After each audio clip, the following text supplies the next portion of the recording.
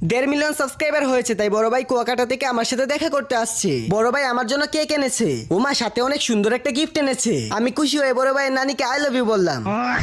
বড় ভাই আমাকে থাপড় দিয়ে বললো তাড়াতাড়ি কেক কাট। বড় ভাইয়ের কথা শুনে ভয়ে আমি তাড়াতাড়ি কেক কাটলাম। বড় ভাইকে কেক খাওয়াতে চাইলাম, কিন্তু এই কেক আমি বড় ভাইকে দিচ্ছি কেন? বড় ভাই তো এই কেক আমার জন্য আনছে, তাই আমি বড় ভাইকে না দিয়ে নিজেই খেয়ে ফেললাম। বড় ভাই রাগুইটা গেল, ওমা কেকটা আমার সামনে থেকে নিয়ে গেল, আমারও রাগুইটা পড়লো, তাই বড় ভাই নানিকে দুইতে লাগলাম। বড় ভাই নানিকে দুইছি দেখে বড় ভাই আমার নানিকে দুইতে লাগলো।